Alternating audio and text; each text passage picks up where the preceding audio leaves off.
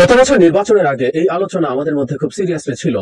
সেটা হচ্ছে, আমেরিকা যতই চেষ্টা করুক বাংলাদেশে একটা অবাধ, সুষ্ঠু, নিরপেক্ষ নির্বাচন অনুষ্ঠিত করতে, ভারত সেটার পথে বাদ সাধছে। ভারতের বহু আচরণকে দিয়ে আমরা এভাবে ইন্টারপ্রিট করেছি। আমি অনেকগুলো ভিডিও করেছি এটা নিয়ে, যে ভারতই আসলে আমাদের দেশের ভবিষ্যতের এবং গণতন্ত্রের প্রধানতম শত্রু। ভারতের তার নর্থ ইস্টে যে রাজ্যগুলো আছে, যেগুলোকে আমরা সহজ ভাষায় সেভেন সিস্টার্স বলি, তাতে তার যদি কোনো ধরনের নিরাপত্তা উদ্বেগ থাকে, সেই নিরাপত্তা উদ্বেগ নিয়ে বাংলাদেশের যে কোনো গণতান্ত্রিক সরকারের সাথে সে আলোচনা করতে পারে, করতেই পারে, করা উচিত। একই সাথে ভারতেরও বাংলাদেশের পার্বত্য চট্টগ্রামের যে রকম সমস্যা আছে সেটার প্রতিও কনসার্ন হতে হবে। আমাদেরও কনসার্ন আছে, আমরা ছোট দেশ, কনসার্ন আছে। আমাদের মনে থাকার কথা, কুকি চীন যখন আমাদের এখানে কাজ করছে, নানান রকম ইনসার্জেন্সি করছে, তাদের চিফ মিস্টার নাথান বম ভারতের মণিপুরে আছে, এরকম নিউজ আমরা দেখেছি। ফলে আমাদের এই ধারণা রাখতে হবে। এমনকি আমাদের এর আগেও যখন এখানে সিরিয়াস ইনসার্জেন্সি ছিল, শান্তি বাহিনী নামে, ভারতের পেট্রোনাইজেশন ছিল, ভারতে তারা ছিলেন। এমনকি আমাদের পার্বত্য শান্তি চুক্তির আলোচনায় ভারত একটা পক্ষও ছিল। সো এগুলো তো গোপন বিষয় না। দুই রাষ্ট্রের নিরাপত্তা জড়িত আলোচনা করবে, তাতে কোনো সমস্যার কিছু নেই, এবং সেটা গণতান্ত্রিক সরকারের সাথে করতে হবে। ভারত আসলে নিরাপত্তা ইস্যুটি না, ভারত আসলে বাংলাদেশে একটা স্লেভ সরকার চেয়েছিল, যে তার সব রকম দাবি বিনা বাক্য ব্যয়, যেটা তার অধিকার। আমি মনে করি যে সেভেন সিস্টার্স এর ব্যাপারে তার যৌক্তিক কনসার্ন আছে, বাকি সবকিছু বাংলাদেশ তাকে দিতে প্রস্তুত হতে হবে, এমন কোনো কথা নেই। ভারতকে অসংখ্য করিডোর দিতে হবে, তার চিকেন নেক বাইপাস করার করিডোর দিতে হবে, নো, আমাদের এমন কোনো বাধ্যবাধকতা নেই। আমাদের মোংলা পোর্ট তাকে দিয়ে দিতে হবে, আমরা সোনাদিয়ায় পোর্ট করতে পারবো না, তার পরামর্শ মতো মাতার বাড়ি করতে হবে। আমরা তিস্তা প্রজেক্ট চায়নাকে দিতে পারবো না। এগুলোর ব্যাপারে তো ভারতের কিছু বলার নেই, কিন্তু শুনতে হয়েছে। শুধু তাই না, আমাদের দরকার থাকুক না থাকুক 25 বছরের জন্য আদানির সাথে বিদ্যুতের চুক্তি করতে হবে, ও যা চায় তাই নিতে হবে, ওর পচা সামরিক অস্ত্র কেনার জন্য ও আমাদেরকে চাপ দেবে, সেটা দিয়ে লোন দেবে, এসব করবে, আমরা সব মেনে নিব। উল্টো আমাদের পানি দেবে না, সীমান্তে হত্যা করবে, নানা রকম ট্রেড এবং non trade, tariff and non tariff barrier দিয়ে আমাদের ট্রেড ডেফিসিট কমাতে দেবে না, বরং ক্রমাগত সেটা বাড়বে। এত রকম সমস্যা করে ভারত মনে করতে পারছে যে সে আমাদের সাথে আসলে ভালো রিলেশন হবে না। সে আসলে স্লেভ সরকারই চেয়েছিল, যে স্লেভ সরকারটা কোনো ব্যাপার, তার একমাত্র আর্গুমেন্ট বা বার্গেন হবে আমাকে ক্ষমতায় রাখো, আর কোনো কিছু তার দরকার নেই। সেটাই ভারত চেয়েছিল এবং সেটাই আমরা আসলে দেখলাম। হোয়াইট হাউসের কিছু কর্মকর্তা ভারতের বিরোধিতা করার নেতিবাচক দিকটি বিবেচনা করেছিলেন। ভারতের পররাষ্ট্রমন্ত্রী এস জয়শঙ্কর এবং প্রতিরক্ষামন্ত্রী Rajnath Singh secretary of state Antony ব্লিংকেনের সাথে দেখা করার সময় হাসিনার উপর চাপ কমিয়ে আনার বিষয়ে আবেদন করেছিলেন। এমনকি প্রতিরক্ষা সচিব লয়েড অস্টিন গত নভেম্বরে নয়াদিল্লিতে আসার সময় বিষয়টি নিয়ে দেন দরবার করা হয়। ভারতের জাতীয় নিরাপত্তা উপদেষ্টা অজিত দোভালও ওয়াশিংটন সফরের সময় ভারতীয় দৃষ্টিভঙ্গি উপস্থাপনে গুরুত্বপূর্ণ ভূমিকা পালন করেছিলেন।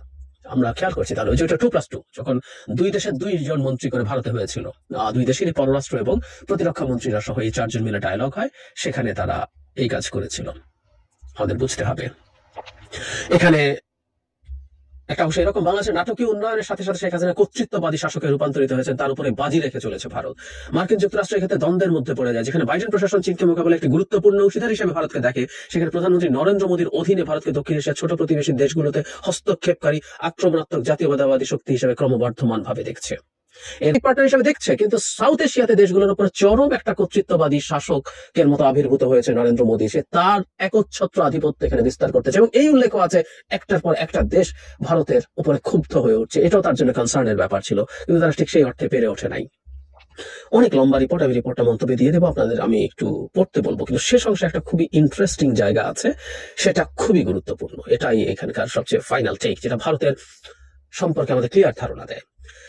একজন প্রাক্তন সিনিয়র ভারতীয় রাষ্ট্রীয় নিরাপত্তা কর্মকর্তা বলেছেন যে তাত্ত্বিকভাবে হাসিনাকে সমর্থন করা অর্থপূর্ণ, কিন্তু নয়াদিল্লি বাস্তব পরিস্থিতি বুঝতে পারেনি। ঢাকা থেকে আসা প্রত্যেকে একই প্রতিক্রিয়া জানাতো যে বাংলাদেশের মাটিতে ভারত বিরোধী অনুভূতি একটি নজিরবিহীন পর্যায়ে পৌঁছেছে। তবু আমরা মনে করতাম দেশের প্রশাসনিক এবং সামরিক বৃত্তের উপরে তার সম্পূর্ণ নিয়ন্ত্রণ, শেখ হাসিনা সম্পূর্ণ নিয়ন্ত্রণ রয়েছে। আমরা ভেবেছিলাম সরকারকে অস্থিতিশীল করার বারবার প্রচেষ্টা ব্যর্থ হয়েছে, তাই তিনি আবারও দেশ পরিচালনা করবেন। আসল কথা হলো, পুরো বাসায় আগুন লাগানোর জন্য শুধু একটা স্ফুলিঙ্গ এর প্রয়োজন ছিল। খেয়াল করি আমরা, ভারতের যারাই বাংলাদেশ থেকে ফিরে যাচ্ছিলেন তারাই বলছিলেন যেখানে ভারত বিরোধী অবস্থান অকল্পনীয় উচ্চ পর্যায়ে রয়েছে, কিন্তু তারা আবার মনে করতেন যে শেখ হাসিনা তার সরকার এবং সেনাবাহিনীর উপর এতটাই কবজা বা নিয়ন্ত্রণ রাখতে পেরেছেন যে তাকে ক্ষমতা থেকে সরানো যাবে না। কিন্তু এটাই তাদের ভুলের জায়গা। দীর্ঘদিন থেকে আমরা এই কথা বলে গেছি, এবং এখন শেষ পর্যন্ত মাসুল যেটা হলো, ভারতের প্রতি তীব্র ঘৃণা এবং বিদ্বেষ নিয়ে এই দেশের মানুষজন আছে। এই দেশের মানুষজন যে কোনো অ্যান্টি ইন্ডিয়ান কথা, যেটা আমি মনে করি উচিত না, সেই রকম কথা বলছে, সেই পরিস্থিতিতে আসছে। ভারতের মতো একটা সুপার পাওয়ার, রিজিওনাল সুপার পাওয়ারের সাথে আমাদের সহাবস্থান, মর্যাদাপূর্ণ সহাবস্থান জরুরি। কিন্তু এই আলাপটাও বাংলাদেশের মাটিতে করা এখন খুবই টাফ ব্যাপার। আমি এই কথাগুলো যখন বলি, অনেকেই আমাকে আমার এখানে মন্তব্যে এসে সমালোচনা করেন। আমি বুঝি কতটা ঘৃণা এবং বিদ্বেষ তৈরি হলে, যেটা যৌক্তিক কারণেই তৈরি হয়েছে, মানুষ এভাবে কথা বলছে। ভারত যেভাবে আমাদের এই অভ্যুত্থানকে চিত্রায়িত করার চেষ্টা করছে, যেভাবে আওয়ামী লীগের পাশে দাঁড়াচ্ছে, শেখ হাসিনার মতো একটা বিভৎস নোংরা বর্বর শাসকের পক্ষে দাঁড়াচ্ছে, সেটা খুব ভয়ঙ্কর।